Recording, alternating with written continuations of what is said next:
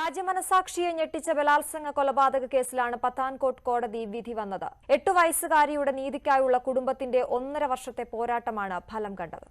പൊതുസ്ഥലത്ത് അമ്മയെന്ന് തോന്നിപ്പിക്കുന്ന ഒരു സ്ത്രീയുടെ സാന്നിധ്യത്തിൽ പ്രായപൂർത്തിയാകാത്ത മകൾ ലൈംഗികാതിക്രമത്തിന് ഇരയാകുന്നതിന്റെ ദൃശ്യങ്ങൾ. വാളയാറിൽ പീഡനത്തെ തുടർന്ന് പെൺകുട്ടികൾ തൂങ്ങി മരിച്ച കേസിൽ കൃത്യമായ സാക്ഷി വിസ്താരം നടന്നിട്ടില്ലെന്ന് സാക്ഷിയായ അബ്ബാസ്. നമ്മുടെ സമൂഹത്തിലെ ഏറ്റവും നിഷ്കളങ്കരായ വിഭാഗമാണ് കുട്ടികൾ. അവർക്ക് നേരെയുള്ള അതിക്രമങ്ങൾ തടയുന്നതിനായി 2012 നിലവിൽ വന്ന ശക്തമായ നിയമമാണ് പോക്സോ. കേവലം ഒരു നിയമപുസ്തകത്തിനപ്പുറം ഓരോ കുട്ടിക്കും സുരക്ഷിതമായ ഒരു സാഹചര്യം ഉറപ്പാക്കുക എന്നതാണ് ഇതിൻ്റെ ലക്ഷ്യം. കുട്ടിക്കാലം എന്നത് ഭയരഹിതമായി വളരേണ്ട ഒന്നാണ്. എന്നാൽ പലപ്പോഴും ഇരുട്ടിൻ്റെ മറവിൽ ആ നിഷ്കളങ്കത ചോദ്യം ചെയ്യപ്പെടുന്നു. അവിടെയാണ് പോക്സോ നിയമം ഒരു കവചമായി മാറുന്നത്. ഈ വിഷയത്തെപ്പറ്റി കൂടുതൽ അറിയുവാനായി കുമരകം സ്റ്റേഷനിലെ ASI ശ്രീ റോയി വർഗീസ് സാറിനെ ഞങ്ങൾ കാണുകയുണ്ടായി. Sir, good morning. എൻ്റെ പേര് ജൂലി മരിയ. ഞാൻ വൈക്കം BEd കോളേജിലെ സെക്കൻഡ് ഇയർ BA സ്റ്റുഡൻ്റ് ആണ്. അപ്പോൾ പോക്സോ നിയമത്തെ പറ്റി കുറച്ച് കാര്യങ്ങൾ സാറിൻ്റെ അടുത്ത് ചോദിച്ചറിയാൻ വേണ്ടിയാണ് ഈ ഇന്റർവ്യൂവിന് സാറിനെ സെലക്ട് ചെയ്തത്. സാറിനെ പറ്റി ഒന്ന് ഇൻട്രൊഡ്യൂസ് ചെയ്യുമോ? ഞാൻ കുമരകം പോലീസ് സ്റ്റേഷൻ വർക്ക് ചെയ്യുന്നു. ASI ആയിട്ട് വർക്ക് ചെയ്യുന്നു. പേര് റോയി വർഗീസ്. സാർ, എന്താണ് പോക്സോ നിയമം? പോക്സോ നിയമം എന്ന് പറഞ്ഞു കഴിഞ്ഞാൽ 2012 പോക്സോ ആക്ട് നിയമം ആദ്യം ഇന്ത്യയിൽ ഇൻട്രൊഡ്യൂസ് ചെയ്യുന്നത്.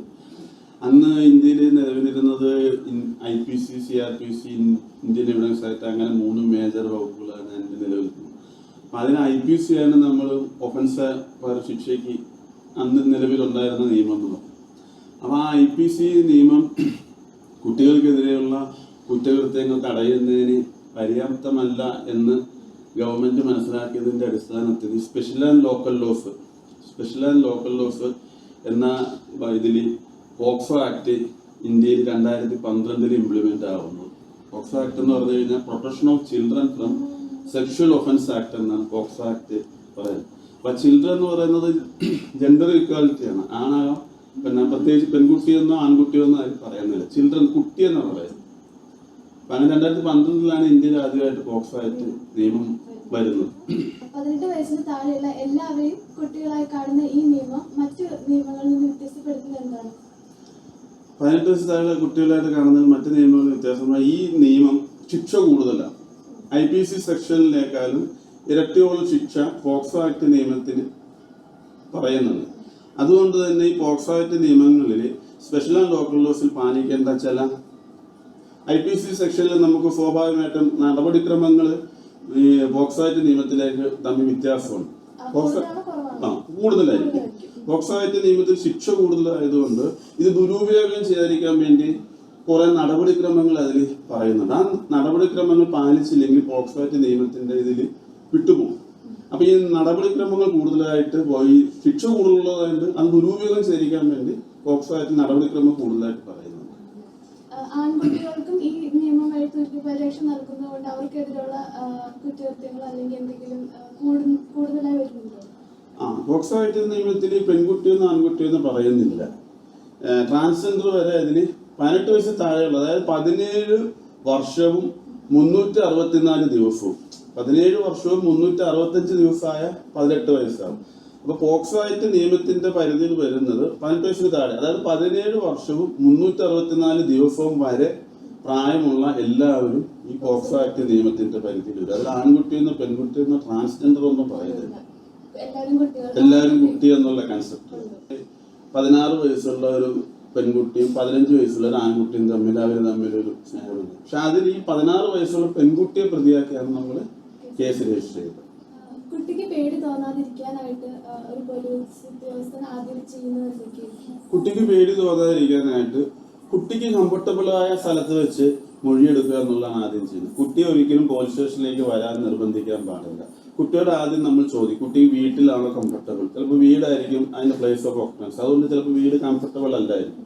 അല്ലെങ്കിൽ വേറെ എവിടെയെങ്കിലും ആണ് കുട്ടിക്ക് കംഫർട്ടബിൾ ആയിട്ടുള്ള സ്ഥലത്ത് കുട്ടിയുടെ അടുത്ത് പോയി ഒരു വനിതാ പോലീസ് ഉദ്യോഗസ്ഥ, അതായത് കഴിയുമെങ്കിൽ SA റാങ്കിൽ തന്നെയുള്ള വനിതാ പോലീസ് ഉദ്യോഗസ്ഥ യൂണിഫോമിലല്ലാതെ മഫ്തിയിൽ കുട്ടിക്ക് ധൈര്യം കിട്ടുന്ന ആളിന്റെ സ്ഥാനത്ത്, മാതാവിന്റെ സാന്നിധ്യമാണ്, മാതാവിന്റെ സ്ഥാനത്ത് കുട്ടിക്ക് ആരുടെ ധൈര്യം കിട്ടുന്നത് ആ ആളുടെ സ്ഥാനത്തിൽ കുട്ടി പറയുന്നിടത്ത് കുട്ടിക്ക് കംഫർട്ടുള്ള അടുത്ത് പോയി പോലീസിന്റെ യാതൊരുവിധ വേഷങ്ങളോ യൂണിഫോമോ ഒന്നും തിരിച്ചറിയാതെ കുട്ടി പറയുന്നിടത്ത് പോയി മൊഴിയെടുക്കണമെന്നാണ്.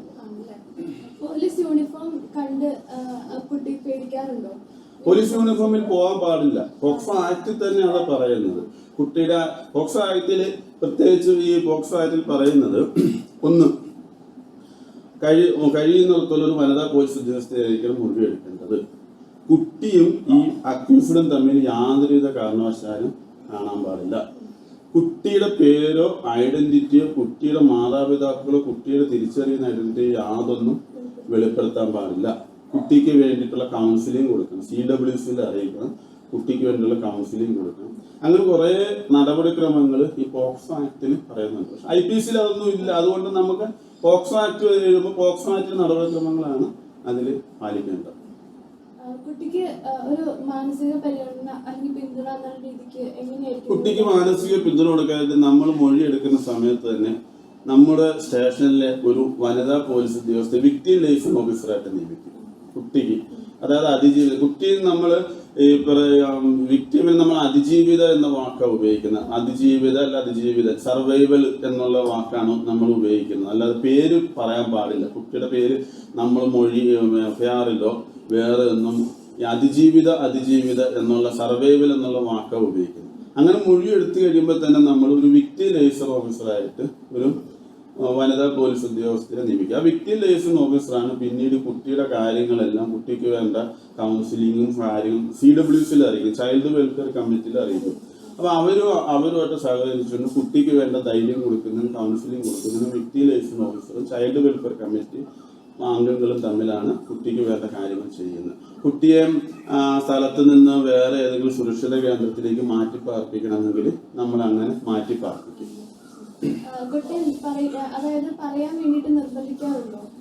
കുട്ടിയെ പറയാൻ വേണ്ടിയിട്ട് നിർബന്ധിക്കാറില്ല. കുട്ടിയെ മാക്സിമം നമ്മൾ തെളിവിലേക്ക് കൊണ്ടുവരുന്ന കാര്യങ്ങൾ ചോദിച്ച് മനസ്സിലാക്കേണ്ട കാര്യങ്ങൾ നിർബന്ധിച്ച് പറയിക്കാറില്ല. അവരെ കൗൺസിലിംഗ് കൊടുത്തും അപ്പൊ അവർ പറയാൻ വില്ലിങ് അല്ലെങ്കിൽ ഒരു ചൈൽഡ് വെൽഫെയർ കമ്മിറ്റി മുമ്പാകെ നമ്മൾ അയച്ചിട്ട് ആ കുട്ടിക്ക് വേണ്ടി കൗൺസിലിംഗ് കൊടുത്തിട്ട് കുട്ടിയെ ധൈര്യവതി ആക്കിയതിനു ശേഷം മാത്രമേ നമ്മൾ മൊഴി എടുക്കത്തുള്ളൂ. കുട്ടിയുടെ മൊഴി രേഖപ്പെടുത്തുമ്പോൾ അവർക്ക് കൂടുതൽ ബുദ്ധിമുട്ടുണ്ടാക്കാത്ത രീതിയിലാണോ ഏറ്റവും കംഫർട്ടബിൾ? അതായത് അവര് പറയുന്ന സ്ഥലത്ത് അവർക്ക് ഏറ്റവും കംഫർട്ടബിൾ ആയ സ്ഥലത്ത് നമ്മൾ മഫ്തിവേഷത്തിൽ ചെന്ന് അവർക്ക് ധൈര്യമുള്ള ആളുകളുടെ സാന്നിധ്യം, ഇപ്പൊ മാതാവിന്റെ സാന്നിധ്യത്തിലാണ്, മാതാവിന്റെ സാന്നിധ്യത്തിൽ മാത്രമേ നമ്മൾ മൊഴി രേഖപ്പെടുത്തൂ. അങ്ങനെ കുട്ടികൾ സമ്മതിക്കില്ലല്ലോ, അല്ലെങ്കിൽ അവര് പറയാനായിട്ട് തയ്യാറാവാറുണ്ടോ? കുട്ടികൾ സമ്മതിക്കാത്ത സമയത്ത് നമ്മൾ അവർക്ക് ചൈൽഡ് വെൽഫെയർ കമ്മിറ്റിയെ മുമ്പ് കൗൺസിലിംഗ് കൊടുക്കുക, നമ്മൾ കൗൺസിലിംഗ് കൊടുക്കുക, അങ്ങനെ അവരെ ആ രീതിയിലിട്ട് മാറ്റിയതിനു ശേഷം മാത്രമേ മൊഴി എടുക്കാവൂ. കുട്ടിക്ക് സംസാരിക്കാൻ പേടിയുണ്ടെങ്കിൽ തെളിവ് ശേഖരിക്കാൻ മറ്റു വേറെ എന്തെങ്കിലും ശാസ്ത്രീയ മാർഗങ്ങൾ ശേഖരിക്കും.